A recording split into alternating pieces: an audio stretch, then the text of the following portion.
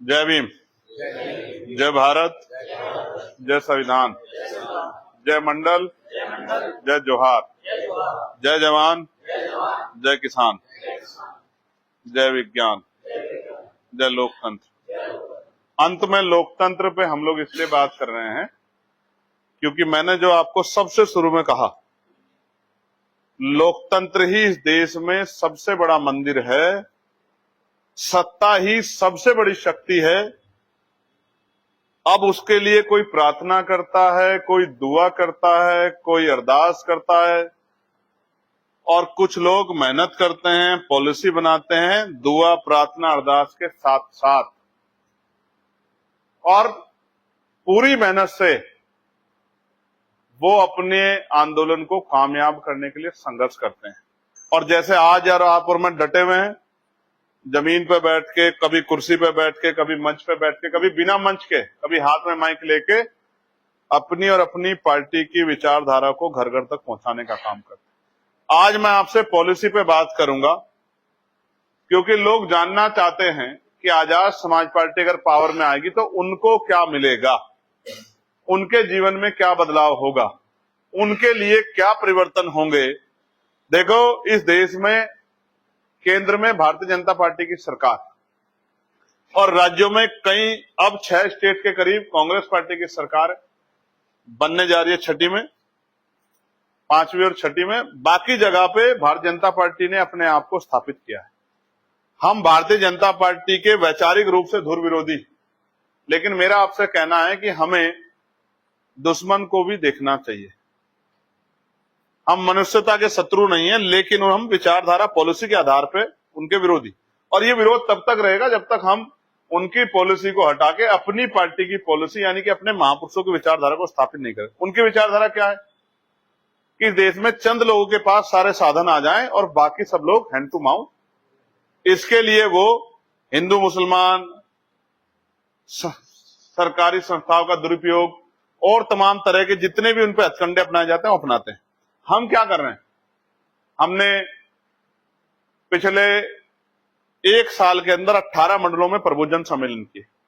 पहला सम्मेलन सहारनपुर में हुआ और मुरादाबाद मंडल में भी ऐतिहासिक सम्मेलन हुआ। आप लोगों ने, बिजनौर के लोगों ने हमेशा बढ़ चढ़ के हिस्सा लिया, अपनी शक्ति बनाई। पूरे प्रदेश के सारे मंडलों में, बस्ती हो, गोरखपुर हो, आगरा हो, बरेली हो, अलीगढ़ हो,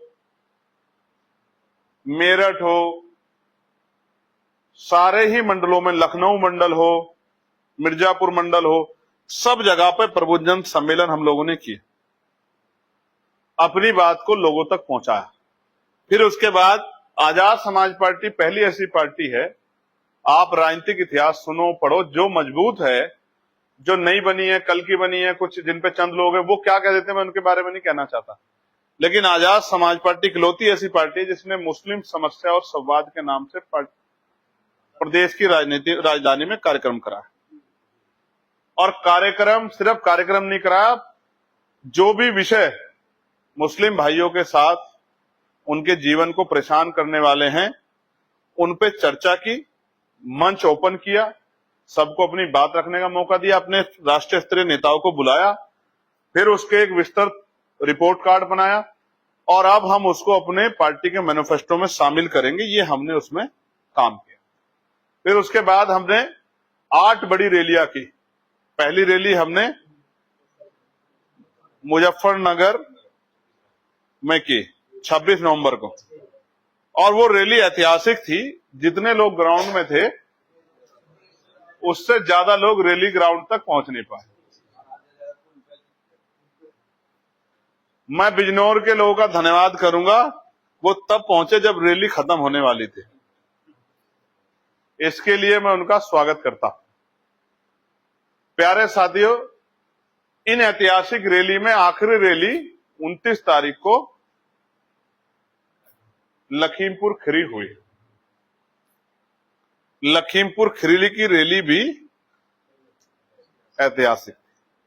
पूरी गर्मी में वहां गया, टेंट के बाहर, टेंट की दूसरी तरफ, टेंट की तीसरी तरफ, टेंट के चौथी तरफ टेंट के पीछे सड़कों पे लोगों का हजूम था, बहनें, माएं, बड़े बुजुर्ग, नौजवान, पढ़े लिखे लोग, कर्मचारी, अधिकारी, किसान, नौजवान, सब लोग बड़ी संख्या में शामिल हुए। इसके बाद हमने पिछड़ा वर्ग अधिकार सम्मेलन लखनऊ में पिछड़े वर्ग के लोगों की समस्याओं को सुनने के लिए किया।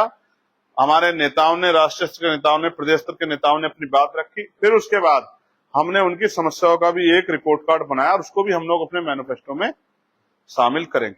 अब हम जल्द ही जून में यात्रा के कार्यक्रम में जा रहे हैं। यात्रा के बाद हम लोग, और यात्रा के बीच में हम लोग किसान समाज की समस्याओं के लिए भी एक कार्यक्रम बड़ा करेंगे। प्रदेश स्तर के किसानों को बुला के उनकी बात को सुनेंगे, उनको भी रिपोर्ट कार्ड बना के मैनिफेस्टो में शामिल करेंगे। लेकिन जब तक मैनिफेस्टो नहीं बन रहा है, जब तक कार्यक्रम नहीं हो रहा है, जब तक यात्रा शुरू होगी, इस बीच में आप जब लोगों के बीच में जाओगे तो अपनी बात को क्या कहोगे, किस तरह लोगों के बीच में अपनी पॉलिसी को रखोगे, आज इस पे चर्चा करने के लिए हम लोग खड़े हैं। इसीलिए हम लोग इकट्ठा हुए। मैं आपसे आग्रह करूंगा, किसी भी संगठन, पार्टी की शक्ति होती है, सबसे बड़ी शक्ति होती है उसका कार्यकर्ता। जिस पार्टी का कार्यकर्ता मजबूत है, उसका नेता मजबूत है, वो पार्टी मजबूत है, वो पार्टी ताकतवर भी होगी, आज नहीं तो कल। लेकिन जिसका कार्यकर्ता कमजोर है, उसका नेता कितना भी मजबूत क्यों ना हो, और जिनका कार्यकर्ता मजबूत है, उनका नेता कमजोर भी क्यों ना हो मेरे जैसा, तो भी उनकी बात पीछे नहीं। ठीक है भाई, मैं आपसे आग्रह करूंगा, आज के बाद आप बोलें या मैं बोलूं, 4 लोगों की मीटिंग हो या 40 लोगों की, या 400 लोगों की, या 4000 लोगों की, या 40,000 लोगों की, या 4 लाख लोगों की, जो बात मैं आज आपसे कह रहा हूं, इसी बात को लेके अब आपको जनता के बीच में जाना है। पहली बात क्या है, मेरे अनुभव के आधार पे हम उत्तर प्रदेश में जो सबसे बड़ी समस्या मानते हैं गरीबों के तरक्की ना होने की, उनके जीवन में बदलाव ना होने की, वो ये है कि गरीबों के पास ना जमीन है, ना व्यापार है, ना बहुत बड़ा रोजगार है, ना ही आर्थिक रूप से बहुत संपन्न है। तो उनकी तरक्की कैसे सुनिश्चित होगी, उनको आगे बढ़ने के अवसर कहां से मिलेंगे, वो मुख्य धारा में कैसे आएंगे, वो धन, धनाढ्य और अच्छी सुख सुविधा को कैसे प्राप्त करेंगे, इसका मुझे एक ही कारण नजर आया। अपने पूरे महापुरुषों को पढ़ने के बाद, उनकी विचारधारा को जानने के बाद, उनके संघर्ष को जानने के बाद, विद उदाहरण मैं आज इस बात को रखूंगा। फूले जी ने क्या कहा, साहू जी ने क्या कहा, डॉक्टर अंबेडकर ने क्या कहा, मान्यवर काशीराम जी ने क्या कहा, एपीजे अब्दुल कलाम जी ने क्या कहा, संत गाडगे जी महाराज ने क्या कहा, ब्रह्मानंद लोधी जी ने क्या कहा, मां सावित्रीबाई फुले, फातिमा शेख ने क्या कहा, वो एक ही बात मुझे नजर आती है। कयूम अंसारी जी ने क्या कहा, शिक्षा। जिस समाज को जिस तरह की शिक्षा मिलेगी, वो समाज उतनी ही तरक्की करेगा। उदाहरण भी मैं दूंगा। हमने ये तय किया है कि भारत में शिक्षा में बड़ा बाजारीकरण है, भेदभाव। जब तक शिक्षा की लाइन एक नहीं होगी, तब तक हम लोग उस तरह की सफलता हासिल नहीं कर पाएंगे। कैसे? गरीबों के बच्चे प्राइमरी स्कूल में, अमीरों के बच्चे प्राइवेट, मिडिल क्लास परिवारों के बच्चे सेमी प्राइवेट मेडिकल स्कूल में, और अमीरों के बच्चे कॉन्वेंट स्कूल में। अब कॉन्वेंट में कक्षा 5 का बच्चा और प्राइमरी स्कूल में पढ़ा, सरकारी स्कूल में पढ़ा कक्षा 12 का बच्चा। अब आप उनको इंग्लिश का कंपटीशन करा दो, मैं आपको गारंटी देके कहता हूं कि इस रेस शुरू होने से पहले परिणाम आ जाएगा, पेपर होने से पहले। मैं ये नहीं कह रहा हूं कि सरकारी शिक्षा खराब है। एक समय था कि सरकारी शिक्षा का स्तर बहुत ऊंचा था, लेकिन उस समय इस देश में प्राइवेट स्कूल नहीं थे। उस समय गरीबों और अमीरों के बच्चे एक ही स्कूल में पढ़ते थे। उन्हीं में से प्रताप सिंह जी जैसे, मेरे जैसे, आपके जैसे बहुत सारे पढ़े लिखे लोग निकल के आए, अपने आप को साबित किया। तो मैं ये नहीं कहता कि सरकारी शिक्षा बेकार है, सरकारी शिक्षा बेकार नहीं है, लेकिन सरकारी टीचरों को क्या शिक्षा करने का अधिकार दिया जा रहा है? क्या सरकारी टीचर सच में शिक्षित करने की तरफ, बच्चों को पढ़ाने की तरफ अपना काम कर पा रहे हैं? कभी उनकी ड्यूटी पोलियो में होती है, कभी उनकी ड्यूटी इलेक्शन में होती है, कभी गन्ना में होती है, कभी कहीं होती है, कभी नेताओं की रैलियों को सफल बनाने में होती है, कभी कहीं होती है। वो बेचारे इसी तरह से शिक्षा के काम से उनको दूर किया जा रहा है। तो हमने तय किया है कि जिस परिवर्तन की बात हम कर रहे हैं, जिस तरह बीजेपी कह रही है कि हमें इस देश को हिंदू राष्ट्र बनाना है, ये करना है, वो करना है, उन्होंने अपने मैनिफेस्टो तय किए, अपने लक्ष्य तय किए, आजाद समाज पार्टी ने भी तय किया है। चाहे हमें सफलता 20 साल बाद मिले, लेकिन हम इस देश में जब हमें सफलता मिलेगी और प्रदेश में जब हमें सफलता मिलेगी, जिसको हम कोशिश 27 में कर रहे हैं, हम कक्षा 1 से लेकर कक्षा 12 तक की शिक्षा मुफ्त करेंगे। और सिर्फ मुफ्त नहीं करेंगे, चाहे वो सरकारी स्कूल में पढ़े या प्राइवेट में। ऐसी पॉलिसी सरकार बनाएगी कि किसी को कक्षा 1 से 12 तक पढ़ने के लिए कोई भी पैसा नहीं देना पड़ेगा। और गुणवत्ता, सिर्फ पढ़ाई नहीं कि सिर्फ कागज देने हर साल कि ले भाई पास हो गया, पास हो गया। वो पढ़ाई जिसके लिए यहां के लोग कॉन्वेंट में पैसा देते हैं, या यहां के बड़े नेता, अभिनेता, अधिकारी, कर्मचारी अपने बच्चों को पढ़ने के लिए बोर्डिंग स्कूल विदेशों में भेजते हैं, वो शिक्षा, गुणवत्तापूर्ण शिक्षा, क्वालिटी एजुकेशन, वो आजाद समाज पार्टी काशीराम, चाहे वो ब्राह्मण का बच्चा हो या दलित का, वो वैश्य का बच्चा हो या क्षत्रिय का, वो मुसलमान का बच्चा हो या सिख का, वो जैन का बच्चा हो या बौद्ध का, कोई जाति नहीं, कोई धर्म नहीं, कोई आर्थिक पाबंदी नहीं, हर व्यक्ति को उसके बच्चे को अपने पैरों पे खड़ा करने के लिए बेहतर से बेहतर शिक्षा कक्षा 1 से 12 तक हम लोग दिलाने का काम। टीचरों को वेल क्वालिफाइड किया जाएगा, उनकी ट्रेनिंग कराई जाएगी, चाहे विदेश भेज के करानी चाहे पड़े या यहां करानी पड़े। हर तरह की टेक्नोलॉजी पे कक्षा 1 से 12 तक। और सबसे पहले बच्चे को इंसान बनाने के लिए भारतीय संविधान का एक एक इंपोर्टेंट चैप्टर आर्टिकल के रूप में उनको हम लोग पढ़ाने का काम करेंगे कि उसको पता लगे कि उसका अधिकार क्या है, उसका कर्तव्य क्या है, उसको कैसे जीना है, उसको कैसे रहना है, क्या बात उसको नहीं कहनी, क्या बात कहने से उसको जो है अपराध की संज्ञा में वो जा सकता है। किसी धर्म का, किसी जाति का, किसी धार्मिक उसको अपमान नहीं करना है, सबको साथ लेकर चलना है। इस बात की गारंटी सुनिश्चित करते एक बेहतर इंसान बनाने के लिए कक्षा 1 से कक्षा 12 की, चाहे वो सरकारी में पढ़े या प्राइवेट में, शिक्षा हम सरकारी स्कूल को इस लेवल का बनाएंगे कि प्राइवेट स्कूल के टीचर भी अपने बच्चों की पढ़ाई उसी सरकारी स्कूल में कराएंगे। ये हमारी प्रैक्टिस में हम ना कोई मुनाफा करेंगे, ना हम इसमें कोई वो करेंगे कि हमारा कोई अपना निजी वो हो। इसमें इसको हम इस तरह से स्ट्रक्चर करेंगे कि जीडीपी का, राजकोष का चाहे 6 की जगह 10% पैसा शिक्षा पे लग जाए, लेकिन शिक्षा का बजट इतना होगा कि कोई भी बच्चा बिना शिक्षा के नहीं रहेगा, जिसके माँ बाप भी नहीं होंगे, जिसके घर में कोई कमाने वाला नहीं होगा, वो भी उसी क्लास में बैठ के पढ़ेगा जहां डीएम-एसएसपी का बच्चा पढ़ेगा, नेता मंत्री का बच्चा पढ़ेगा, पैसे वाले का बच्चा पढ़ेगा, उसी क्लास में। और उसकी सारी सुविधाओं का ध्यान सरकार रखेगी। और अध्यापकों को ना गन्ना में लगाया जाएगा, ना पोलियो में लगाया जाएगा, ना इलेक्शन में लगाया जाएगा, ना काउंटिंग में लगाया, किसी चीज में अध्यापक को लगाया। उसका एक ही कारण है, उसका एक ही धर्म है, सुबह स्कूल जाएगा और शाम तक, जब तक का स्कूल चलेगा, स्कूल में बच्चों को पढ़ाएगा और व्यायाम कराएगा, खेल कूद कराएगा। उसके बाद वो फ्री होगा और फिर जाके घर में अपने बच्चों के साथ अपना जीवन बिताएगा। जो समयबद्ध कार्यक्रम है उसी कार्यक्रम में शिक्षा दी जाए। समझ आ गया आपको? कोई ऐसा जिसको समझ नहीं आया? एक बात।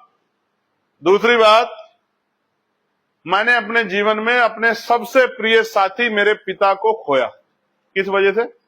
उनको कैंसर हुआ। इलाज नहीं करा पाया, पैसे नहीं थे, ऑपरेशन नहीं हुआ, कोई संबंध नहीं थे उस तरह के, कोई इस तरह की पावर नहीं थी। इस वजह से मैं अपने पिता का बेहतर इलाज नहीं करा। और मैंने अपने जीवन में देखा है कितने लोगों को सड़क पे मरते, एक्सीडेंट में,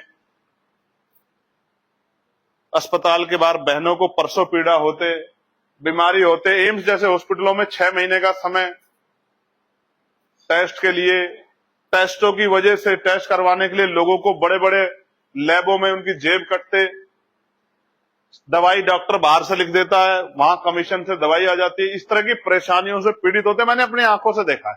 कितने लोग हैं जिनके लिए मैं लिखता हूं लेटर कि इनका इलाज मुफ्त करा दो, इनको इनके इलाज की व्यवस्था करा दो। कितने लोग हैं, कितने लोगों के लिए अस्पतालों में फोन करता हूं इनको भर्ती करा दो, इमरजेंसी है, वेंटिलेटर चाहिए, ऑक्सीजन चाहिए। और मैंने कोरोना काल में ऑक्सीजन से मरते लोगों को देखा, वेंटिलेटर के बिना लोगों को मरते देखा, क्योंकि मैं जमीन पे हूं, मुझे सब पता है, मैं सबसे जुड़ा हुआ हूं। तो हम ये सुनिश्चित करेंगे उत्तर प्रदेश में, और जब देश में हमारी सत्ता आएगी, चाहे वो 20 साल बाद क्यों ना आए, हम कोशिश तो करेंगे अगली योजना में आ जाए, लेकिन चाहे वो कभी भी आए, ये हमारा लक्ष्य होगा कि चाहे कुछ हो जाए, हम किसी व्यक्ति को इलाज की कमी कारण मरने नहीं देंगे। वो किसी जाति का हो, किसी धर्म का हो, वो किसी क्षेत्र का हो ना। अगर उसको सोचो सड़क पे दुर्घटना हुई तो ना पुलिस ना डॉक्टर उसको ये पूछेंगे कि आप किस जाति के हो, किस स्टेट के हो, किस धर्म के हो, आप अमीर हो, गरीब हो। सबसे पहले प्रायोरिटी ये है कि उसका इलाज सुनिश्चित होना चाहिए, चाहे उसके ऊपर 1 रुपए से लेके 1000 करोड़ रुपए क्यों ना लगे। उसकी जीवन रक्षा के लिए जो बेहतर हो सकता है वो हम करेंगे ही करेंगे। मैं फिर कह रहा हूं, हम किसी को इलाज की कमी के कारण मरने नहीं देंगे। उसको दवाई अस्पताल से मिलेगी, उसका ट्रीटमेंट अस्पताल में होगा, अस्पताल में सारी सुविधाएं होंगी। वो सरकारी में इलाज कराए या प्राइवेट में इलाज कराए, उसकी जेब नहीं कटेगी, उसको कोई पैसा नहीं चुकाना पड़ेगा, और किसी टेस्ट के लिए उसको 1 पैसा किसी को बाहर नहीं देना पड़ेगा। सारे टेस्ट सरकार मशीनें अवेलेबल कराएगी। और मैं फिर कह रहा हूं, चाहे राजकोष का 10% जीडीपी का पैसा सरकार का हमें हेल्थ पे लगाना पड़े, लेकिन हमारे लिए लोगों की जीवन रक्षा इंपॉर्टेंट है। चाहे वो दलित हो, क्षत्रिय हो, वैश्य हो, ब्राह्मण हो, मुसलमान हो, सिख हो, जैन हो, बौद्ध हो, ईसाई हो, यहूदी हो, कोई हो, चाहे हमारे राज्य की ये पॉलिसी रहेगी कि हम उसके इलाज की सुनिश्चित व्यवस्था करेंगे। ठीक है, समझ आई बात आपको? तीसरी बात, रोटी कपड़ा मकान कोई विषय है ही नहीं। लगभग सब लोगों पे ये व्यवस्था है, 90% लोगों पे, 99.5% लोगों पे ये व्यवस्था हो चुकी है। जो पैदा हुआ है वो अपने लिए रोटी की कपड़े की व्यवस्था कर लेता है, जबकि भारतीय संविधान रोटी कपड़ा मकान की गारंटी हर व्यक्ति के लिए देता है, क्योंकि संविधान गरिमापूर्ण जीवन की बात करता है। तो ये गरिमापूर्ण जीवन का सबसे निचला तंत्र है। इसलिए हम ये सुनिश्चित करेंगे कि सब लोगों की सुरक्षा हो, किसी बहन बेटी का अपमान ना हो, किसी की हत्या ना हो, किसी का बलात्कार ना हो, किसी को जला ना जाए, किसी को मारा ना जाए, किसी को लूटा ना जाए, किसी भाई की बुजुर्ग की हत्या ना हो, किसी की जमीन ना छीनी जाए, किसी को परेशान ना किया जाए, किसी का नुकसान ना किया जाए, चाहे वो व्यापारी हो या आम आदमी हो। हम ये सुनिश्चित करेंगे, वो अमीर हो या गरीब हो, हर व्यक्ति की सुरक्षा हमारा अधिकार है। अगर कोई बहुत ताकतवर आदमी किसी गरीब को ये समझेगा कि ये कमजोर है, मैं इसको नुकसान पहुंचा दूंगा, तो मैं गारंटी दे कहता हूं वो ताकतवर आदमी अपने लिए कोई अलग बंदोबस्त कर ले। जब राजकाज आजाद समाज पार्टी के पास होगा, उसकी ये मुराद कभी पूरी नहीं होगी। हर व्यक्ति की रक्षा सुरक्षा सुनिश्चित करेंगे हम लोग। और अगर कहीं अपराध होगा तो बिना जाति बिना धर्म देखे इतनी कठोर कार्रवाई करवाएंगे। एक दिन अगर हत्या करने वाले को 1 महीने या 2 महीने 3 महीने के अंदर फांसी हो गई, हत्या करने की हिम्मत नहीं उठा पाया कोई बदमाश। महिलाओं के रेप करने वालों को अगर एक अपराधी को 2-3-4 महीने में सजा होगी फांसी की, मैं आपको लिख के देता हूं, किसी बच्ची को वो रात को 12 बजे भी घूमी, किसी गुंडे की हिम्मत नहीं होगी वो आंख उठा के देख ले। दहेज में जो लोग हत्या करते हैं उनको जिन्होंने वास्तविकता में दहेज के आधार पर हत्या की है, अगर उनपे एक परिवार पे सख्त कार्रवाई होगी, आजीवन कारावास होगी, तो मैं गारंटी देता हूं कोई किसी बच्ची को दहेज के नाम पे पीड़ा नहीं देगा। लेकिन होगा तभी जब सरकार इस नीति को लागू करेगी और ये सुनिश्चित करेगी कि इतने समय में कानून बना के न्याय होना ही चाहिए। मैं ये कहता हूं, एक भी निर्दोष पे जिस तरह अभी हो रहा है ना, क्या किसी को पकड़ो, किसी के गोली मारो, किसी को जेल भेजो, किसी से 60,000 रुपए ले लो, किसी से बैटरी ले लो, किसी से एसी ले लो, ये लूट मचाई किसी भी कीमत पे नहीं होगी। आप मेरी बात को नोट कर लो। और सुरक्षा के साथ धार्मिक स्वतंत्रता। मुझे नहीं पता कि आप मेरी बात सहमत होंगे नहीं होंगे, लेकिन मेरा मानना है कि राज्य किसका है? अच्छा बताओ, राज्य किसका है? जोर से बताओ, किसका है राज्य? देश किसका है? राज्य की संपत्ति किसकी है? देश की संपत्ति किसकी है? तो क्या तो सबको कानून के अनुरूप उनके धार्मिक मान्यताओं को पूरा करने का अधिकार मिलेगा? क्या तो सड़क सबके लिए खुलेगी, या फिर किसी के लिए भी? क्या तो सभी धर्मों को धार्मिक आजादी उनकी मान्यताओं के अनुसार मिलेगी कि वो अपने धार्मिक उत्सव का आयोजन इस तरह कर सके जिससे कानून व्यवस्था बाधित ना हो, अनुशासन में धैर्यपूर्ण? या फिर किसी को भी ये छूट नहीं मिलेगी कि वो उसकी वजह से कोई आदमी अस्पताल जाता हुआ भीड़ में जाम में फंस के मर जाए? ऐसी व्यवस्था किसी के लिए नहीं। समझे आप? जरूरी है ये। किसी भीड़ को, किसी भी धर्म की हो, किसी भी रंग की, ये छूट नहीं दी जा सकती वो भीड़ हिंसा करके किसी की मॉब लिंचिंग कर ले। ये हम किसी भी कीमत पे होने। लोगों में कानून के प्रति सम्मान होना चाहिए, डर भी होना चाहिए। समझे? ये डर होना ही चाहिए कि मैं बचूंगा नहीं अपराध करने के बाद। अगर अपराधी में डर नहीं गया तो फिर अपराध बढ़ेंगे ही बढ़ेंगे। इसलिए किसी की मस्जिद को, किसी के मंदिर को, किसी के गुरुद्वारे को, किसी के खानका को, किसी के कब्रिस्तान, किसी के शमशान को कोई माफिया कब्जा नहीं कर पाएगा, कोई किसी को नुकसान नहीं पहुंचा पाएगा। मैं इस बात का आपको विश्वास दिलाता हूं, आपको भी ये विश्वास जाके दिलाना है। समझे? कानून सबके लिए समान है। कानून ना जाति देखेगा, ना धर्म देखेगा, ना अमीर देखेगा, ना गरीब देखेगा, ना पहुंच देखेगा, ना उसकी कोई देखरेख करने वाली, ये कोई चीज कानून नहीं देखेगा। कानून का काम है कानून के तरीके से काम करना। कोई किसी से, व्यापारी से, कर्मचारी से, अधिकारी से कोई किसी तरह का शोषण नहीं करता। ठीक है? चौथी और इंपॉर्टेंट बात, हम रोजगार के लिए नई नई पॉलिसियां विस्तार करेंगे। आज हम पे पढ़े लिखे लोग कमी नहीं है। राज्य के एडमिनिस्ट्रेशन के सीनियर कर्मचारी चलाते हैं, पॉलिसियां बनाते हैं, राज्य सरकार उसमें योगदान देती है, लेकिन हम पे राज्य चलाने वाले लोग हैं। हमारे महापुरुषों ने जिस तरह के संघ दिए हैं, जिस तरह की नीतियां दी हैं, हम पे है व्यवस्था कि हम ग्रामीण इकोनॉमी को इतना बढ़ा सकते हैं कि रोजगार के लिए प्लान नहीं होगा। आज हमारे जिले को औरों को मत जाए, इस जिले के लाखों लोग दूसरे प्रदेशों में जाके अपने परिवार से दूर रह के अपना पेट पालने काम करते हैं और मर जाते हैं। उनकी लाशें आती है, वो लोग नहीं आते हमारे बीच, उनकी लाशें आती है। पूरे प्रदेश का यही हाल है, पूरे प्रदेश का। वो वहां क्षेत्र के आधार पे, धर्म के आधार पे, जाति के आधार पे, भाषा के आधार पे अपमानित होते हैं, पीड़ित होते हैं, शोषित होते हैं अपने ही देश में। इस अन्याय को हमें रोकना पड़ेगा। इसलिए हम लोग रोजगार की व्यवस्था करेंगे क्षेत्रों में, ग्रामीण इकोनॉमी को, स्पेशली किसानों को, खेती किसानी को हम लोग बढ़ावा देंगे। उस तरह के, जिस तरह के पुराने हमारे महापुरुषों ने, मैं जानता हूं, आज बताऊंगा कैमरे पे, सबको पता लग जाएगा, फिर वो यही बातें करने लग जाएंगे। देखो, मेरी बात तो सोशल मीडिया और आपके जरिए जाएगी, उनकी बात जाएगी टीवी पे जिसके 5 करोड़ सब्सक्राइबर हैं। एकदम देखिए नेताजी ने कितनी अच्छी पॉलिसी दे दी। मैं आपको गारंटी देता हूं, इसी पॉलिसी को कॉपी करेंगे लोग आप आने वाले समय में। देखना जो मैं आज आपसे कह रहा हूं। मैं आपको बता देना चाहता हूं, चौधरी महाराज सिंह भारती ने जो पॉलिसी दी है किसानों के लिए, कमेरों के लिए, ग्रामीण इकोनॉमी को बढ़ाने के लिए, हम लोग उसको लागू करेंगे हर उस पे, पॉलिसी पे। मैं गारंटी देता हूं आपको। चौधरी महाराज सिंह भारती के देखो नेता ढूंढ ढूंढ के पढ़ेंगे आज, उनके जो वो रिसर्चर पढ़ेंगे कि चौधरी महाराज सिंह ने क्या कहा। अर्जक संघ ने जो पॉलिसी दी है उसको हम लोग लागू करेंगे। देखो कैसे नहीं होता ग्रामीण व्यवस्था, ग्रामीण अर्थव्यवस्था का विस्तार कैसे नहीं, तो कैसे गांव में रोजगार नहीं मिलता, देखो मैं दिखाता हूं आपको। फिर हम लोग नए उद्योग धंधे लागू लगाएंगे क्षेत्रों में, पढ़े लिखे लोगों को रोजगार देंगे, नौजवानों को रोजगार देंगे जो आज घर बैठे हैं।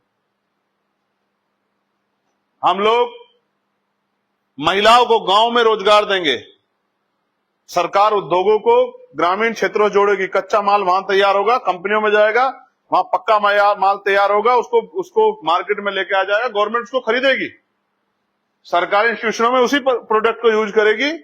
जो व्यापार हमें दूसरे देशों से, चाइना, बांग्लादेश, तमाम जगह खरीदना पड़ता है, जो चीजें वो हम लोग अपने देश में निर्मित कराएंगे, अपने प्रदेश में निर्मित कराएंगे, उसको हम लोग अपने लोगों को उसका काम देंगे। देखो कैसे नहीं बढ़ती इकोनॉमी।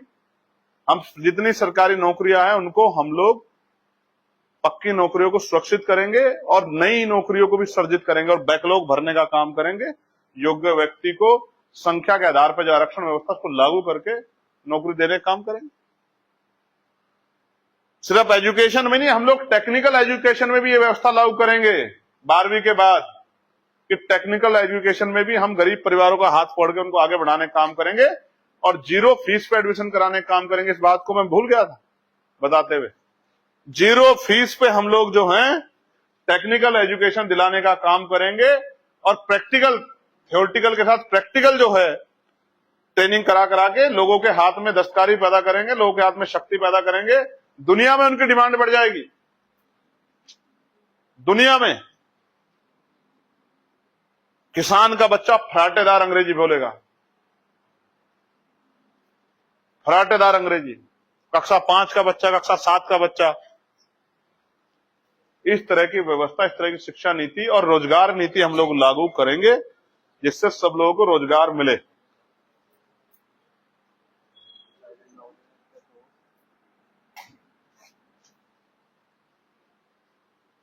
प्यारे साथियों, मैं अपनी बात को आगे बढ़ाता हूं। अब तक मैं आपसे 4 चीजों पे बात कर चुका हूं। इन सारे सुधार में हमें अधिकारी कर्मचारियों की और स्पेशली पुलिस के साथियों के सहयोग की आवश्यकता पड़ेगी। तो हम ये जो प्रदेश का सुरक्षा तंत्र रहेगा, पुलिस के भाइयों के लिए सबसे बड़ा सुधार का कार्यक्रम हम लोग करेंगे कि उनकी 8 घंटे की ड्यूटी हम लोग सुनिश्चित करेंगे। उनको सप्ताह में 1 दिन छुट्टी की व्यवस्था सरकारी कर्मचारियों की तरह हम लोग करेंगे। उनके साथ साथ उनकी वेतन विसंगता और बॉर्डर स्कीम से जो परेशान है वो भी दूर करेंगे। उनके लिए हम एक नए बोर्ड का गठन करेंगे जो उनके बच्चों की शिक्षा, या सरकारी कर्मचारी जितने भी उनके बच्चों की शिक्षा ट्रांसफर पॉलिसी से बाधित ना हो, उसके लिए हम एक नए बोर्ड का गठन करेंगे। और अगर उनका कहीं से कहीं ट्रांसफर होता तो वही सिलेबस उसी पैटर्न पे वहां चल रहा होगा, तो उनकी पढ़ाई बाधित नहीं होगी। और कर्मचारियों के लिए हम लोग आवास व्यवस्था लागू करेंगे कि उनको कहीं इस तरह के आवास में ना रहना पड़े, वो उसी तरह के सिस्टम का हिस्सा बनकर रहें, ये हम लोग सुनिश्चित करेंगे। साथ साथ अगर वो एक्स्ट्रा काम करते हैं 8 घंटे के बाद, तो उनको भी ओवर टाइम पॉलिसी हम लोग उनके लिए लेके आएंगे, जिससे कि उनको अपना घर चलाने के लिए कोई गलत काम ना करना पड़े, उनकी छवि खराब हो, सरकार की छवि खराब हो, लोगों के मन में उनके प्रति कोई इस तरह का भ्रष्टाचार का भाव जाए, इस बात का ध्यान रखते हुए हम लोग काम करें। फिर मुख्यतः आगे बढ़ते हुए स्पेशली महिलाओं के सम्मान, सुरक्षा, अधिकार, सशक्तिकरण को हम लोग सुनिश्चित करेंगे, जिसके लिए मैं आपको पहले भी सुरक्षा की व्यवस्था वाले विषय पे बात बता चुका हूं। बेटियों की पढ़ाई, बेटियों को रोजगार, बेटियों को सम्मान का जीवन, बेटियों को सिस्टम में बड़ा हिस्सा लगाना और बेटियों को पॉलिटिकल हिस्सेदारी देना, बेटियों को आगे बढ़ाते हुए, बहनों को आगे बढ़ाते हुए उनको अपने पैरों पर खड़ा करना और उनको ग्रामीण क्षेत्रों में महिलाओं को रोजगार प्रदान करना, उनको अपमान के जीवन से बाहर निकालना। मैं बहुत बड़े समाज को जानता हूं जो दूसरों खेतों में मजदूरी करके, भट्टों पे मजदूरी करके, कंपनियों में उस तरह काम करके या फिर पशु पाल के अपना जीवन यापन करते हैं, अपमान का जीवन जी रहे। समय आ गया है कि उनकी गरीबी, बेबसी, लाचारी की बेड़ियां काटने का और उनको सम्मान का जीवन देने। इससे आगे बढ़ते हुए हम लोग राज्य में जहां हमें अवसर मिल जाएगा, उत्तर प्रदेश में, हम लोग पुरानी पेंशन को लागू करेंगे। पुरानी पेंशन पॉलिसी को हम लोग लागू करें।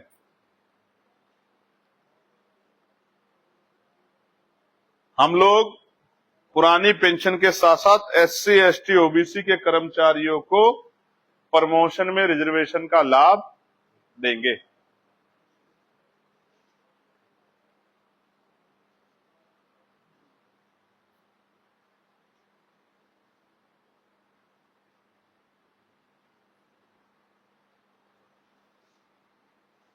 एक अति महत्वपूर्ण जो काम आज इस देश में होना चाहिए, प्रदेश में और देश में होना चाहिए।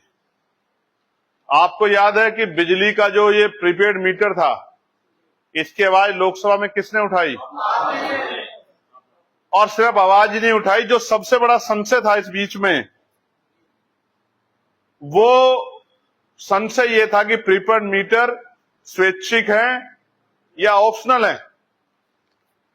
प्रीपेड मीटर स्वैच्छिक हैं या ऑप्शनल हैं, इनको नहीं, स्वैच्छिक हैं या रेगुलर हैं, ये एक बड़ा सवाल सबके मन में था, क्योंकि राज्य सरकार कह रही थी लगाने ही पड़ेंगे, इनको आप रोक नहीं सकते हो।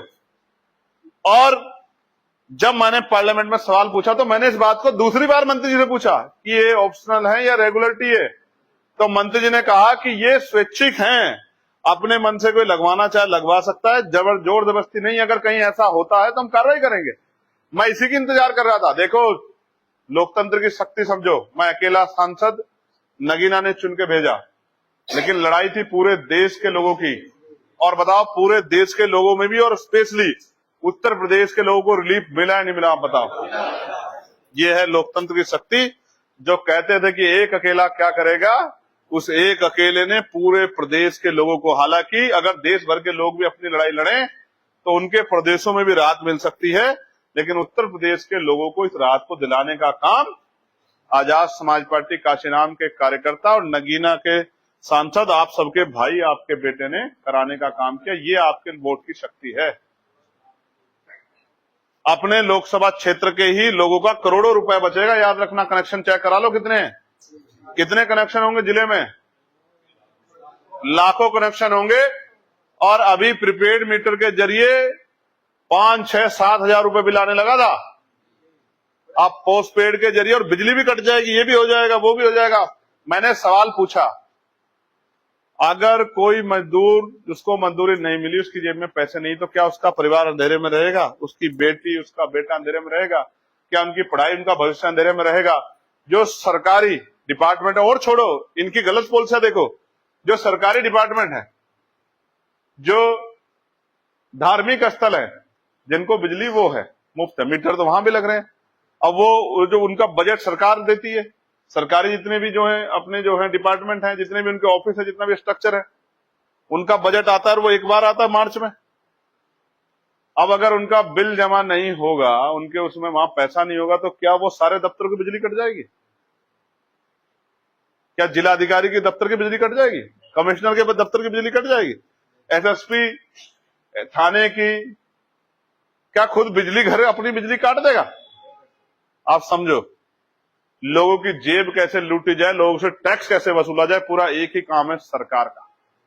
ऐसे टैक्स लगाओ, इस तरह के टैक्स लगाओ कि जनता गिर जाए, पड़ जाए, धर्मपाल जी के पास पहुंच जाए, इस बात की व्यवस्था करो।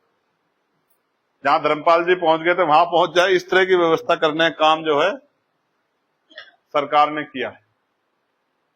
इसलिए बिजली का ये जो प्रीपेड मीटर का जाल है, इसको प्राइवेट सेक्टर में सौंप के जिस तरह लोग जेब काट रहे, मैं आपको विश्वास दिलाता हूं, अब से 10-15 साल पहले जो 400, 500, 700 रुपए का बिल आता था, वही पॉलिसी आजाद समाज पार्टी उत्तर प्रदेश में लेके आएगी। आप मेरी बात को याद रखना। 10 गुना पैसा जो नुकसान हो रहा था, वो पैसा बचेगा गरीबों का, किसानों का बचेगा, व्यापारियों को बचेगा। इस बात की व्यवस्था सुनिश्चित आजाद समाज पार्टी करेगी। फिर उसके बाद जो महत्वपूर्ण है, मुझे नजर आता, मुझे नहीं पता मुझसे कितने लोग सहमत होंगे, लेकिन पार्टी की पॉलिसी भाई ये है। अब पार्टी ने पॉलिसी बना ली, अब बना ली है तो आप देख लो, इसका पालन भी कराना है कि शराबबंदी उत्तर प्रदेश में हम लोग लागू करेंगे। अब जिनकी तालियां नहीं बज रही है, मैं उनको इस तरह मान सकता हूं कि कहीं ना कहीं उनको इसमें अपना हित नजर आ रहा है, लेकिन मुझे इसमें उनका बहुत सारा हित नजर आ रहा है। मैं आपको बताता हूं, मैं ग्रामीण क्षेत्र से आया हूं, गांव से, और एक मिडिल क्लास परिवार से निकला हूं। मेरे पिताजी टीचर थे। एक गरीब परिवार जब अभाव में रहता है तो अपनी मुसीबतों को छिपाने के लिए और अपने दर्द को करने के लिए, या अपनी जो मेहनत जी तोड़ करता है उसको, उससे थोड़ा आराम के लिए शराब का सहारा, नशे का सहारा लेता है। लेकिन मैं आपको गारंटी से कहता हूं, कितने ही विवादों की जड़ शराब है, कितनी ही दुर्घटनाओं में मृत्यु की जड़ शराब है, कितने ही विवादों की, परिवार के टूटने की, पारिवारिक कलह की, पति पत्नी की झगड़े की, माँ बाप के झगड़े की, बच्चों के कुपोषण की, बच्चों की के मनों पे दुष्प्रभाव की, सबसे बड़ा कारण शराब है। बचपन में ही पिता मां को पीट रहा है, बाप बेटे को पीट रहा है, बेटा शराब पी के मां बाप के सामना सामना, ऐसी कुव्यवस्था जो ठेकेदार बनते हैं समाज सुधार के, उनको नहीं नजर आती, मुझे नजर आती। मुझे लगता है कि अगर शराबबंदी होगी तो कितने ऐसे झगड़े हैं कि वो झगड़े खत्म हो जाएंगे। और सबसे बड़ी बात यह है, निरोगी काया, महापुरुषों ने कहा है कि निरोगी काया सबसे बड़ा पूंजी है, सबसे बड़ी पूंजी है, सबसे बड़ी शक्ति है। तो भाई, मुझे जितने लोग यहां बैठे, एक आदमी बता दो कि शराब आपके शरीर को निरोगी बनाती है या बीमार बनाती है? निरोगी बनाती है, रोगी बनाती है? तो भाई, मैं बहुत जिम्मेदारी से इस बात को कह रहा हूं, आप मेरी बात पर गौर करो, मेरी बात पर ध्यान दो, आपके और आपके बच्चों के लिए। और मैं एक कड़वी बात आपको कहना चाहता हूं, जो लोग शराब का सेवन करते हैं, दुनिया में लोग शराब का सेवन करते हैं, अमीर लोग शराब का सेवन करते हैं, उसको फैशन कहा जाता है। गरीब लोग शराब का सेवन करते हैं, उसको शराबी कहा जाता है। आप महसूस करके देखो, आप सड़क पे चले शराब पी के और आप किसी दुर्घटना का शिकार हो गए, या फिर कोई दूसरा गाड़ी वाला शराब पी के गाड़ी चला रहा है और उसकी दुर्घटना का आप शिकार हो गए, नुकसान तो आप ही का हुआ ना। लेकिन जिन बच्चों से आप प्यार करते हैं, अपने जिस माँ से, बहन से, पत्नी से, भाई से, पिता से, उनका क्या होगा? वो किसके भरोसे छोड़ के जा रहे हो? इस ऐसे समाज व्यवस्था में जहां बुढ़ापे में बच्चे अपने माँ बाप को छोड़ देते हैं मरने के लिए, वहां आप ये सोचते हैं कि कोई भाई अपने दूसरे भाई के परिवार का ख्याल रख पाएगा?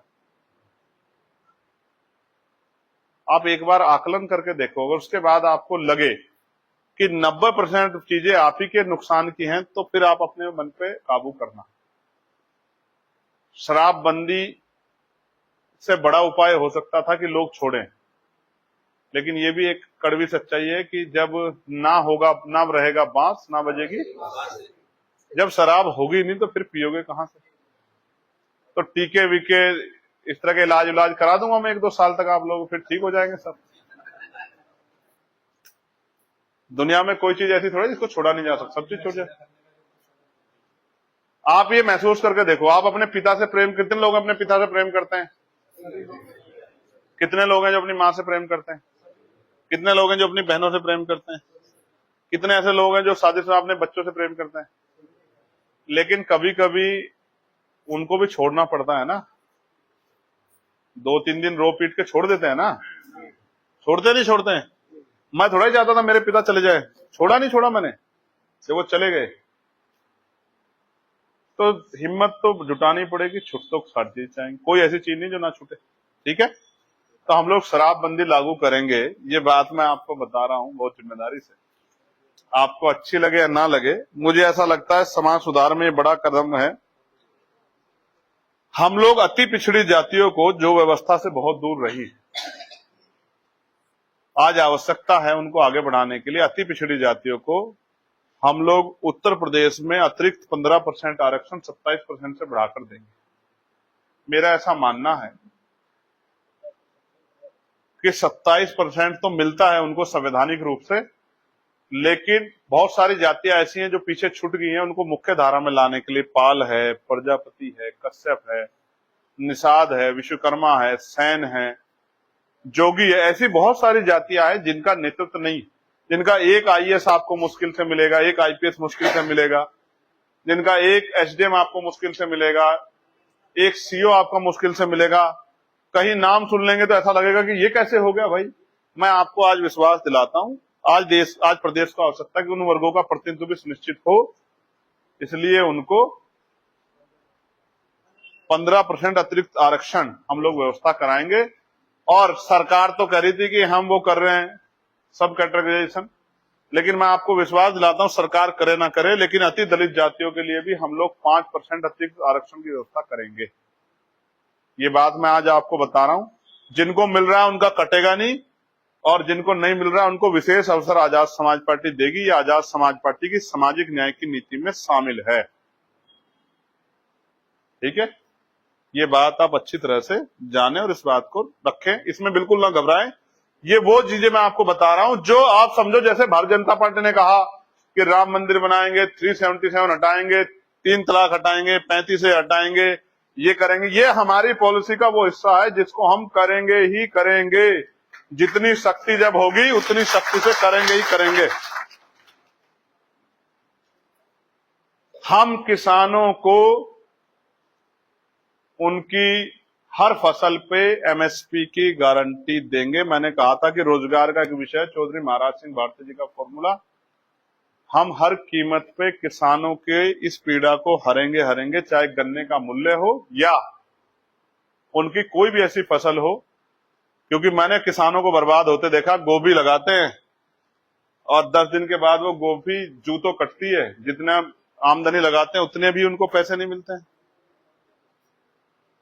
खर्च होता है 1 क्विंटल पे 500 रुपए और बिकती है 200 रुपए की। टमाटर का भी ये हाल रहता है, आलू का भी ये हाल रहता है। जो भी फसल होती है हमारे आसपास उत्तर प्रदेश की, हर फसल को चिन्हित किया जाएगा और एमएसपी की गारंटी सरकार देगी। और सारी फसलों को कहां लेके जाया जाएगा, कोई फसल नहीं बचेगी, सबको जो समय के अनुरूप फसल और फल फूल वो होंगे, फसल होगी या फल होंगे, उनको सरकारी स्कूलों में बच्चों को शक्तिवान बनाने के लिए, ताकतवर बनाने के लिए सरकार देगी। खूब खाइए, मजबूत रहिए, कोई कुपोषण का शिकार नहीं होगा बच्चा। घर में उसको कुछ मिले ना मिले, लेकिन स्कूल में उसको इतना कुछ मिलेगा कि वो मजबूत शरीर का होगा और अपना जाके तरक्की की लड़ाई लड़ेगा अपनी। और अंत में आखिरी जो बात है इंपॉर्टेंट, शहरों के विकास हुए, ये बात काफी हद तक सही है। पूर्ण विकास नहीं हुआ, ये भी बात सही, लेकिन ग्रामीण क्षेत्र अभी भी विकास से बहुत दूर। सड़कें ही नहीं बनी, बिजली के तार इधर को जा रहे हैं, बिजली के खंभे उधर को लगे हैं, नाली नहीं है, निकासी की पानी व्यवस्था नहीं, डूब रहे हैं, रोजगार नहीं है, खेल कूद के मैदान नहीं है, ग्राम पार्क नहीं है, रोड ट्रैक नहीं है स्पोर्ट के, ग्रामीण प्रतिभाओं का सम्मान नहीं है। पैसा हो, पावर हो, रिलेशन हो तो आगे बढ़ जाएगा आदमी। अब आईपीएल में आप देख लीजिए, कह रहे थे इससे गरीब लोग आएंगे, कितने लोग आए गरीब? जो अभी गया टीम में बाहर बैठा है, करोड़ों रुपए में बेचा जा रहा है, करोड़ों रुपए में खरीदा जा रहा है, करोड़ों रुपए कमाए जा रहे हैं, सब अमीरों की जेब चला गया।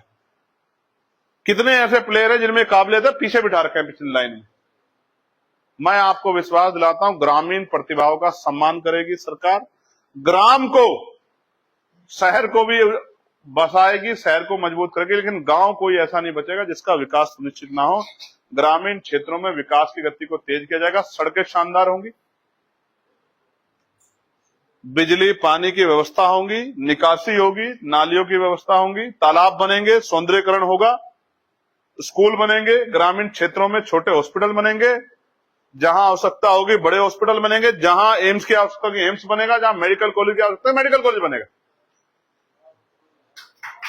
एक एक चीज को सुनिश्चित करते हुए गांव को ऐसा चमकाया जाएगा, बनाया जाएगा कि शहर का आदमी कहेगा कि मैं गांव में जाके रहना चाहता हूं, गांव में जाके अपने आप के जीवन को आगे बढ़ाना चाहता हूं। मैं आपको इस बात का, और हर गांव को शहर के साथ इस तरह से जोड़ा जाएगा कि अगर कोई आवश्यकता पड़ेगी तो 15, 20, 25 मिनट में जिला मुख्यालय पे आदमी पहुंच जाएगा। हालांकि सुविधाएं तो जिला मुख्यालय से पहले भी मिलेंगी, लेकिन अगर जिला मुख्यालय भी पहुंचना चाहता है, ट्रेन के लिंक हो, बस सेवा हो,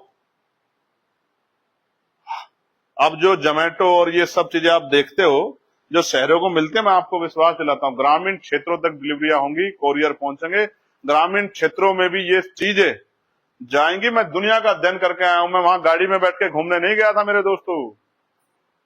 गाड़ी तो मैंने उनको दिखाई जो गाड़ी देखना चाहते हैं, जो गाड़ी देखना चाहते हैं मैंने उनको गाड़ी दिखाई, और जो अपने बच्चों का और अपने समाज का, अपने क्षेत्र का, अपने प्रदेश का, अपने जिले का भविष्य देखना चाहते हैं, आप और मैं लोग, मैंने आपको बताया कि मैं क्या करके आया। और आज मैं आपको कह रहा हूं, आप सब लोग गवाह रहेंगे, जो बात मैंने आपसे कही है आपने नहीं सुनी होगी, लेकिन अगले 4-5 दिन बाद नेताओं की पीसी में आप इस बात को सुन लेना। वो कहेंगे हम ये करेंगे, ये करेंगे। अगर आप इतने पॉलिसी वाले थे, जैसे एक पार्टी ने कहा, उनके नेता ने, कि हम लोग पुरानी पेंशन लागू करेंगे। अभी परसों के अखबार मैंने पढ़ा, और मैं आपको बताना चाहता हूं कि उस पुरानी पेंशन कब खत्म हुई साथियों? 2003 से, 4 से, 3 में खत्म हुई, 4 को कनेक्ट किया गया, 5 से बिल्कुल खत्म हो गई। लेकिन वो सरकार 2012 से 17 रही, क्यों नहीं किया आपने? क्यों नहीं की 5 साल आपने? प्रमुख पूर्ण बहुमत की सरकार थी, क्यों नहीं किया आपने?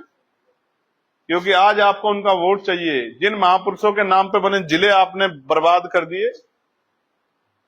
आज तक भी बाबा साहब अम्बेडकर की जयंती की परमिशन नहीं मिलती है, सतगुरु रविदास जी की जयंती की परमिशन नहीं मिलती है, महर्षि कश्यप की जयंती की परमिशन नहीं मिलती है, राष्ट्रपिता फूले जी की जयंती की परमिशन नहीं मिलती है।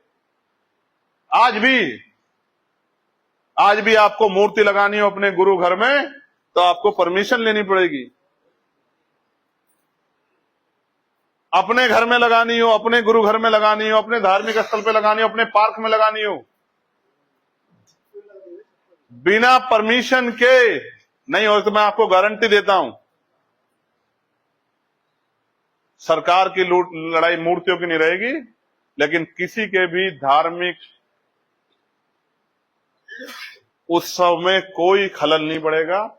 परमिशन भी मिलेगी, सहयोग भी मिलेगा, और अपने महापुरुषों के जयंती प्रकाश पर्व को मनाने के लिए पूर्ण आजादी मिलेगी। कोई इसको रोक नहीं पाएगा, इस बात की मैं आपको गारंटी दूं। जिन चीजों के लिए आज घूमते हो ना, जिन चीजों के लिए आज घूमते हो कि साहब दे दो परमिशन, दे दो परमिशन, और अधिकारी भगाते हैं, भागो भागो भागो, मैं गारंटी देता हूं वो अधिकारी आपके गांव में आएंगे और गांव में आके परमिशन सुनिश्चित करेंगे, और ये पूछेंगे किसी और चीज की आवश्यकता हो तो बताओ। क्योंकि भाई चंद्रशेखर ने कहा कि अगर दिक्कत उनको होगी तो दिक्कत आपको भी होगी शाम तक। समझे मेरी बात को? मैं आज विश्वास दिलाता हूं, चाहे वो हमारे मुस्लिम समाज के लोग हों, चाहे वो हमारे हिंदू समाज के लोग हों, चाहे हमारे सिख समाज के लोग हों, चाहे हमारे जैन समाज के लोग हों, चाहे हमारे वो किसी भी समाज के लोग हों, उनकी धार्मिक मान्यताओं को, धार्मिक स्थलों को संरक्षित करेगी सरकार। इस बात को एफिडेविट लिखवा के मुझसे नोट करवा लो। कोई बुलडोजर चलाना आसान है, किसी का घर बनाना, स्थल बनाना बहुत मुश्किल है। ये सारी चीजें ऐसे भगा देंगे बुलडोजर को जैसे सहारनपुर में भाग गया था। लेकिन ये सारे काम होंगे कैसे, सवाल ये है। इसके लिए हमें राजशक्ति बनानी पड़ेगी। राजशक्ति तब बनेगी जब हर आदमी अपने निजी लाभ से ऊपर उठ के काम करेगा। निजी लाभ से उठ के ऊपर काम करने के लिए फिर आपको त्याग समर्पण करना पड़ेगा, संघर्ष करना पड़ेगा, मेहनत करनी पड़ेगी, अपने छोटे छोटे लालच छोड़ने पड़ेंगे, अपने भाइयों का ख्याल रखना, तभी तो ये बात होगी ना। उसके लिए आपको मुझे मेहनत करनी पड़ेगी।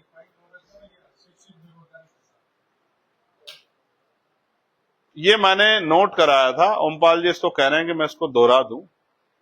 मैं ये कह रहा हूं जो अब तक मैंने कहा है वही आप उसी को जाके गांव गांव तक, मैं कह रहा हूं एफिडेविट देगी सरकार इस बात का। क्या देगी? एफिडेविट की सरकार ये करेगी। ऐसे नहीं कि मुंह से बोल दे कुछ भी कि आय दोगुनी करेंगे और 500 रुपए महीना देते हैं और 6,000 रुपए कहते हैं। 6,000 रुपए सम्मान निधि, ये नहीं बताते कि 12 महीने से जब उसको डिवाइड करेंगे तो 500 रुपए मिलते हैं। महिलाओं को पेंशन कहते हैं कि हम 6,000 रुपए देते, 3,000 रुपए, ये नहीं बताते कि वो 3,000 रुपए 6 महीने के हैं, सालाना के हैं, महीने में क्या मिलता, जूता नहीं आता। पानी की बोतल 20 रुपए की आती है, 10 रुपए की, 20 रुपए की, 15 रुपए की, एक महीने के लिए साफ पानी नहीं। मैं आपको गारंटी देता हूं, आज मुझसे मत कहलवाओ, मैं बहुत जिम्मेदार से कह रहा हूं, पीने के लिए साफ पानी नहीं है हमारे लोगों को, नलकों से जहर निकल रहा है, टंकियों के हालात खराब हैं। जल नल योजना की बात करते हैं, मैं आपको गारंटी दूंगा, फिल्टर से बेहतर पानी अगर नहीं पिलाया उत्तर प्रदेश के हर गांव को, तो आप मुझसे अगले एक साल में सवाल कर दें।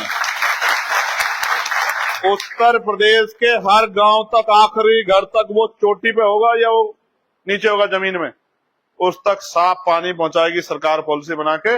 ऐसा साफ पानी जिसे पी के वो डकार लेके कहेगा कि भाई मैं पहली बार ऐसा महसूस कर रहा हूं। मैंने देखा है देश को, मैंने उड़ीसा भी देखा है, मैंने छत्तीसगढ़ भी देखा है, मैंने बिहार भी देखा है, मैंने ऐसे लोग भी देखे जो अपना जीवन चलाने के लिए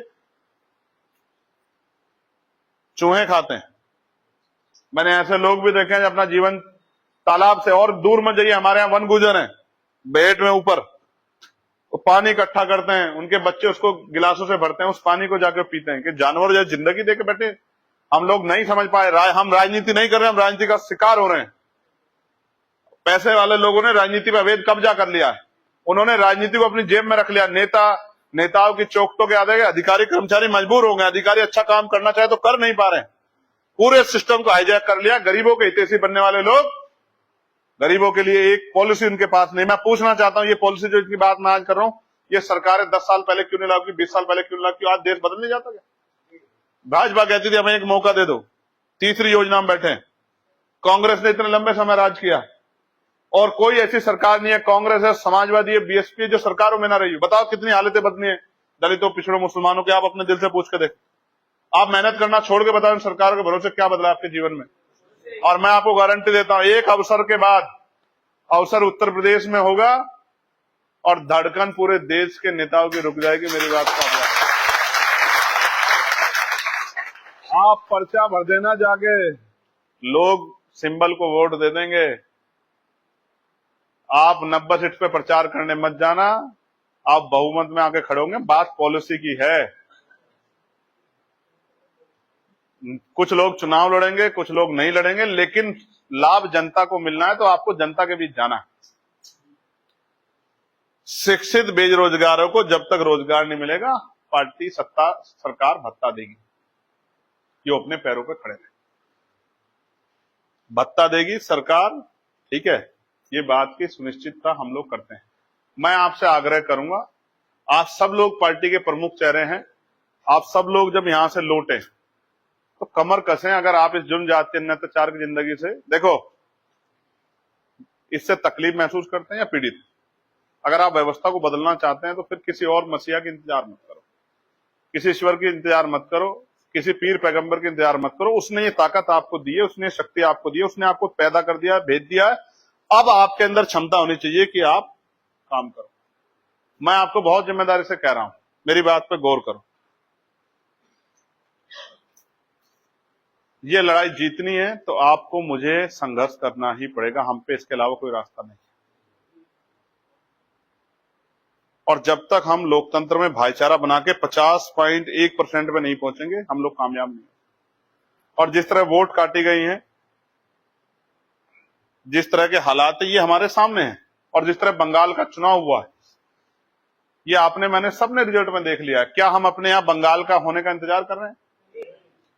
तो फिर हमें समझना पड़ेगा कि हमें हर एक आदमी को साथ लेके चलना है, उसके सम्मान का ख्याल रखना है।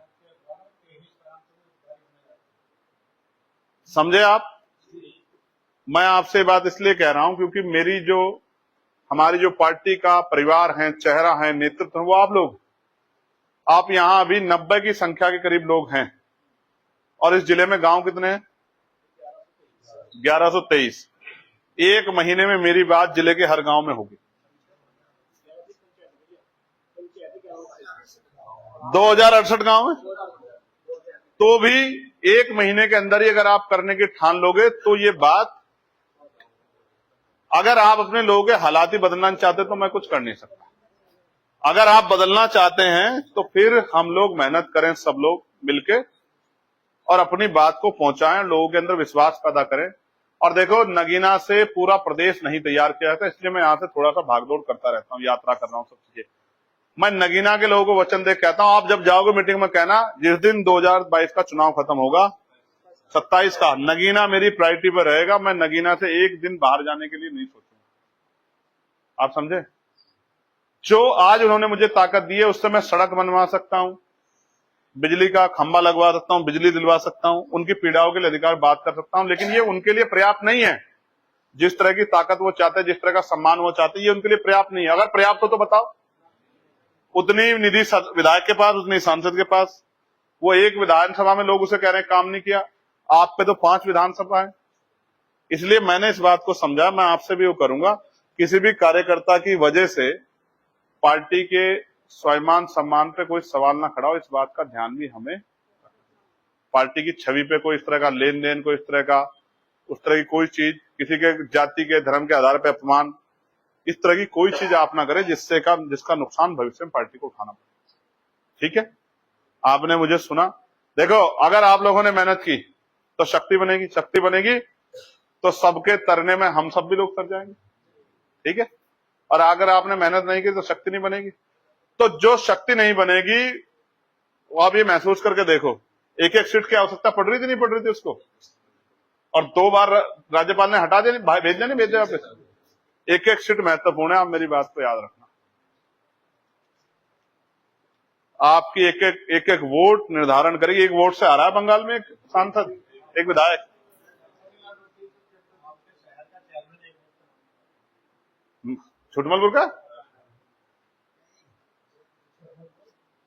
छुटमलपुर का हमारे यहाँ का एक वोट से है, हमारे यहाँ चेयरमैन। हाँ, एक वोट से है। पहले 7 वोट से जीत गया, फिर काउंटिंग हुई, फिर 1 वोट से जीता हुआ। तो मैं बात आपको इसलिए कह रहा हूं, एक एक वोट अहमियत रखती है। एक एक वोट, अगर आप अपने समाज के हालात बताओ, मुसलमान पीड़ित हैं या नहीं, पहले बताओ। बताओ, दलित समाज के लोग पीड़ित हैं या नहीं है? बताओ, पिछड़े वर्ग के लोग पीड़ित हैं या नहीं है? बताओ, किसान पीड़ित है नहीं पीड़ित है? बताओ, मजदूर पीड़ित है नहीं पीड़ित है? तो फिर ये समझो, जब सब पीड़ित हैं और हम शक्ति बना के अगले 6 महीने में उनकी मदद कर सकते हैं, और अगर हम ये मदद नहीं कर रहे हैं तो हम उनके लिए अच्छे लोग हैं या गुनहगार हैं? ये फैसला आप कर लेना। आपने मुझे सुना, मैं आप सबका साधुवाद करता हूं, धन्यवाद करता हूं। आप सबके लिए मंगल कामना है। उम्मीद है सब तक बात पहुंचेगी, उम्मीद है सब लोग जाके काम करेंगे। इनकी सूची बना के, अभी कोई नहीं हिलेगा, अनुशासन बहुत जरूरी है। सूची बना के मुझे दे देना। अब जब लोग बाहर रह गए होंगे या दोबारा जब मैं आऊंगा तो फिर उन सब लोगों के साथ मीटिंग करके उनको करना। ठीक है? अभी हम लोग एक चिंतन शिविर बुलाएंगे 2 दिन का, बिजनौर के भी कुछ लोगों को उसमें आमंत्रित करेंगे। हमने तय कर लिया कि इस चुनाव को हम जंग की तरह लड़ेंगे और अपनी पूरी ताकत लगा देंगे। देखो, वो सीबीआई से, ईडी, इनकम टैक्स से तो कुछ नहीं बिगाड़ सकते हमारा। ठीक है? एक उन्होंने हथकंडा और वो किया था, उसको भी वो फेल हो गए। ठीक है? उल्टे उन पे मुकदमे दर्ज हो गए कोर्ट द्वारा। अब वो और चोटी का जोड़ लगा ले, जो उनको करना है वो मुझे फांसी चढ़ा दे, मुझे किलो से गूंद दे, मुझे वो क्या नाम है उनका, ये जो हमारे क्रिश्चियन लोग धर्म, ईसा मसीह जी की तरह मुझे सूली पे चढ़ा दे, मेरे हाथों में कील ठोक दे, मेरे पैरों में कील ठोक दे, वो मेरा कुछ भी कर ले, मैं पीछे नहीं हटूंगा अगर आप मेरे साथ खड़े हैं। मैं आपको फिर ये बात कह रहा हूं, वो मुझे मेरे मांस का टुकड़ा टुकड़ा भी अलग कर देंगे तो भी मैं उनके खिलाफ लड़ता रहूंगा, आपके लिए लड़ता रहूंगा। फैसला आपको करना है, मेरी बात को आप याद रखना। मैं एक ही बार मरूंगा, बार बार नहीं मरूंगा। याद रखना मेरी बात को। चाहे आपको भी याद है हजरत पैगंबर मोहम्मद साहब, उनको अगर आप पढ़ेंगे सुनेंगे, वो एक समय ऐसा था कि वो अपने लोगों से भी, अपने लोग भी उन पर आरोप लगा रहे थे, उनसे भी लड़ रहे थे और उनको विरोधी से भी लड़ना पड़ रहा था। मैं ऐसी सिचुएशन में आज खड़ा। ठीक है? लेकिन ना वो पीछे हटे, ना मैं पीछे हटूंगा। ये बात मैं आपको बता, ना बाबा साहब पीछे हटे, ना मान्यवर काशीराम साहब पीछे हटे। वो जब लड़ रहे थे बाबा साहब यहां जाके गोलमेज में, तो भारत का अखबार उनको अपमानजनक शब्दों का प्रयोग करा था, लेकिन वो हटे नहीं। उन्होंने अपने राष्ट्र के प्रति भक्ति को भी और अपने लोगों के प्रति उनकी शक्ति को भी, दोनों को जो है सुनिश्चित किया। ये उन्होंने, उनका कमिटमेंट था। उनको किसी ने झोंका नहीं। वो चाहते तो दुनिया में जाके पैसा कमा लेते, वो चाहते थे कि राष्ट्रपति बने रहते, प्राइम मिनिस्टर बने रहते, लेकिन उन्होंने आप लोगों की लड़ाई को लड़ना स्वीकार किया। ये कमिटमेंट।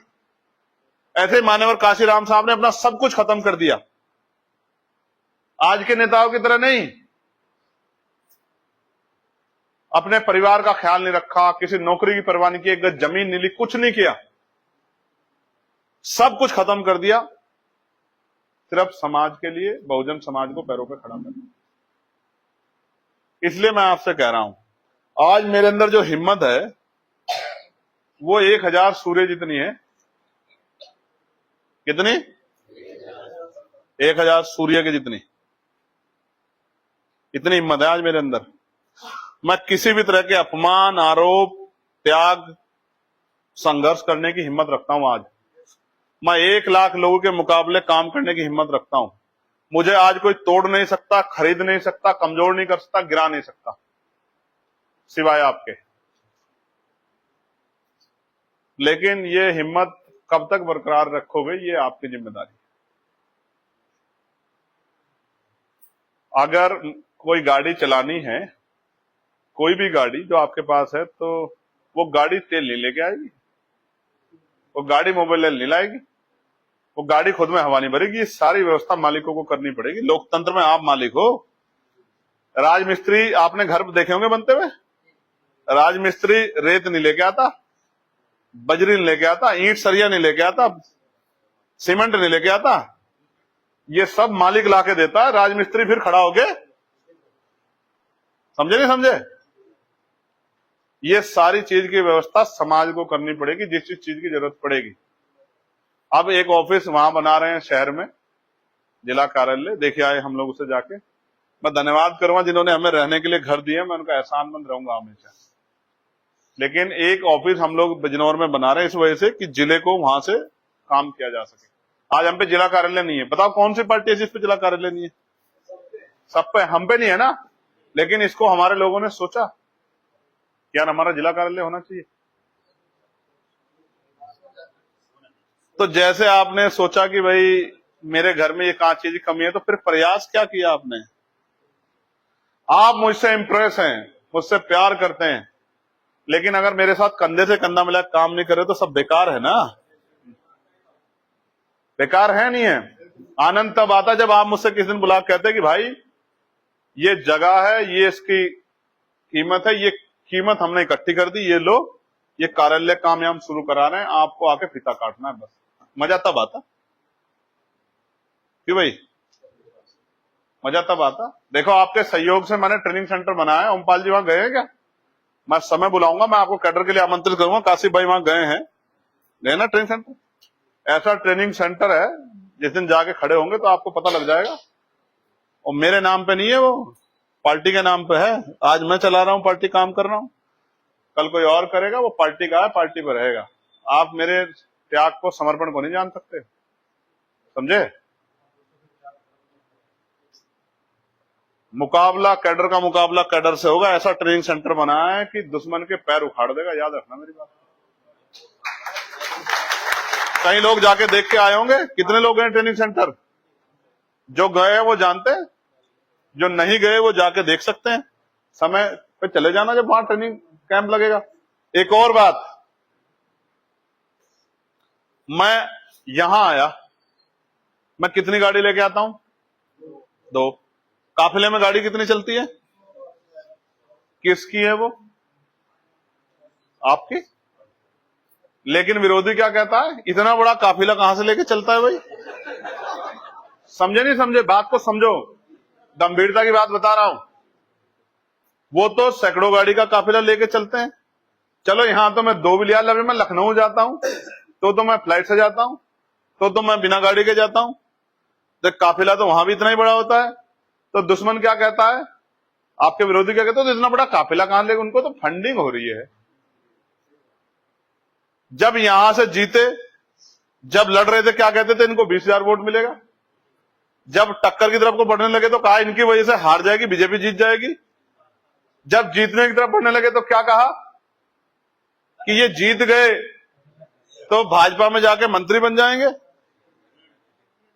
फिर कहा जीत गए तो अकेला क्या कर लेगा, कोने में बैठा रहेगा। इनकी एक मुराद नहीं पूरी होनी थी ऊपर वाले ने। ना हमें 20,000 वोट मिले, ना हमारी वजह से भाजपा जीती, ना अकेला कोने में दिखाई देता, ना हम भाजपा के साथ जाके मंत्री बने। इन पे जितने जोर लगाने हैं, जैसे कोई कह रहा हो तो देखे साहब, गरीबों का नेता हूं तो गाड़ियों में घूम रहा था, जब उन्होंने गाड़ियां ले रखी इतनी महंगी महंगी, मैं क्या करूं। वहां तो आरक्षण नहीं है, उन्होंने अपनी मेहनत से ले रखी। मेरे जाते ही कोई 11 करोड़ की गाड़ी लेकर खड़ा, कोई 9 करोड़ की गाड़ी लेकर खड़ा। एक ने तो लाल कलर की गाड़ी में वीडियो घेरूंगा, दूसरे दिन में एक छोटी गाड़ी में बैठ के चला गया, तो वो परेशान हो गया अपने घर पे बैठ के दूसरे स्टेट में। तो कह रहे भैया उतरेंगे यहां गाड़ी लूंगा, 1.5 करोड़ रुपए गाड़ी लेके आया। कह रहा जरा इसका खिड़की खोल के इसमें बैठो। मैंने क्या बात, आपके लिए लेके आया मैं गाड़ी। आप वहां जिस गाड़ी में घूम रहे थे वो मुझे छोटी लगी, तो मैंने कहा मेरा भाई जब तक यहां रहेगा 1.5 करोड़ रुपए की आपके लिए गाड़ी लेके आया। इस गाड़ी में बैठो आप, शीशा खिड़की भी खुद ही खोल रहा, मेरी गाड़ी में बैठो आप। एक मेरा भाई है, उसने 11 करोड़ रुपए की गाड़ी खरीद रखी वहां, वो तभी निकलती जब मैं जाता हूं। आप समझे, वहां आरक्षण नहीं है, उन्होंने अपनी मेहनत से बनाया। दर्द इनको हो रहा भारत वालों का। नुका जी गाड़ियों में घूम रहे, अब गरीबों का नेता अमीरों बड़ी बड़ी गाड़ियों में घूम। भाई उन्होंने मेहनत करे कमाई हुई गाड़ियां। मैं यहां अगर आपकी गाड़ी में बैठ के घूमने लग जाऊं फॉर्च्यूनर में, तो भाई मेरी थोड़ी हो जाएगी, तो आपकी मेहनत की है क्यों भाई। मुझे तो सफर तय करना है, मैं तो प्लेन में भी जाता हूं, मैं तो बस में भी जाता हूं, मैं तो रात मोटरसाइकिल पे भी घूम रहा था, मैं तो स्कूटर पे भी जाता हूं, मेट्रो पे भी जाता हूं, रिक्शा में भी जाता हूं, तो सब मेरी होगी और मेरी है सारी। बताओ तुम क्या करोगे, मेरी है। समझे, मैं ये बात आपको इसलिए बता रहा हूं, आपका विरोधी एडी चोटी के जोड़ लगाएगा आपके गुमराह पैदा करने के लिए। क्यों, क्योंकि वो मुकाबला नहीं कर सकता। मेरा चैलेंज है उससे मुकाबला करे। जो कैडर कहता हूं मैं हिम्मत है वो मुकाबला करे, जमीन पर तर्क से बात करे। जाओ, अगर तुमने हरा दिया तर्क में तो हम मान जाएंगे। पश्चिमी उत्तर प्रदेश को मैं गारंटी देता हूं, अगर आपने कमर कस ली और इसके बाद हर जिले में इस तरह कमर कस ली, मैं आपको गारंटी देता हूं पश्चिम उत्तर प्रदेश में आजाद समाज पार्टी का मुकाबला नहीं कर पाएगा कोई। कैलकुलेशन बता देता हूं, मैंने बताइए 94 सीटें आगरा, अलीगढ़, मेरठ, मुरादाबाद, सहारनपुर मंडल में कितनी सीटें, 94 सीटें। 94 सीटों में पिछली जो पार्टी थी विपक्ष की, उनका अलायंस था कई पार्टियों का, उनकी अपनी पार्टी आरएलडी, स्वयं प्रसाद मौर्य, केशव देव मौर्य, संजय चौहान, पल्लवी पटेल, ओम प्रकाश राजभर, स्वयं प्रसाद, ये धर्म सिंह सैनी, तमाम लोग थे। 94 में तो सीट कितनी जीते, 31। 31 में मुसलमानों ने 95% वोट दिया उनको, ठीक है। 31, किसी में हार जीत का अंतर 20,000 से ज्यादा नहीं है, एक आदि को छोड़ के। 31, 63 भारतीय जनता पार्टी के पास, उनके अलायंस के पास। फिर चुनाव हुआ, उपचुनाव खतौली में हमने जिता दिया वो सहयोग करके। फिर होगी 32 में से 9 आरएलडी के पास, मुख्य विपक्ष पे 24। अब जब हम लड़ेंगे दिहाड़ी का आंकड़ा नहीं पार होंगे, जब आप मजबूती से लड़ जाओगे देख लेना, समझे आप। लेकिन उसके विपरीत आप यहां एक सीट पे लड़े लोकसभा की, 5 विधानसभा आप जीते, बढ़िया अंतर से जीते, उनके एडी चोटी के जोड़ लगाने के बाद जीते। अगर अभी भी समीकरण समझ नहीं आ रहा बंगाल के बाद, तो फिर मैं क्या कर सकता हूं। दलित, मुसलमान, पिछड़ा, किसान एकजुट होगा, इनको सुबह 10 बजे हरा देंगे भारतीय जनता पार्टी को। लेकिन हराएंगे तभी जब आप लोग मेहनत करोगे।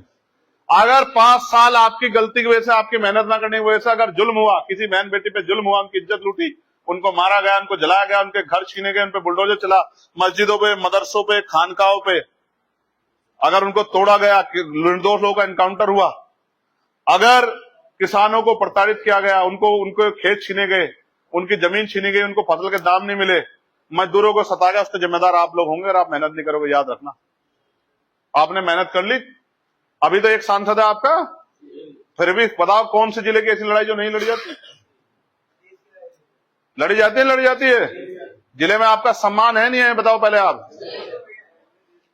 8 के 8 विधायक जीतेंगे। सरकार अगर नहीं भी उतनी शक्ति मिली तो सरकार, बिना सरकार के सरकार रहोगे आप लोग, याद रखें। समझे न समझे? हमने तो पूरे उत्तर प्रदेश को तैयार कर लिया है। आपने हरदोई की रैली देखी थी? कन्नौज की रैली देखी थी? सब लोग चाहते हैं उत्तर प्रदेश में गरीबों का राज आ जाए। आप अपने आप को मजबूत रखना। आपने मुझे सुना, धन्यवाद। बहनों को भी कह रहा हूं, मेहनत करो, मेहनत करो। 33% रिजर्वेशन जब लागू हो जाएगा, हम तो कहते इसमें कर दो, तो बहनों को भी आगे बढ़ के विधायक बनने का, सांसद बनने का मौका मिलेगा।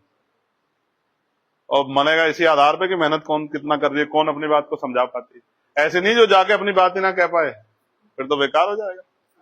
ठीक है, मेहनत करो, मेहनत करो। सबके लिए मंगल कामनाएं। मैं जा रहा हूं, खुश रहो।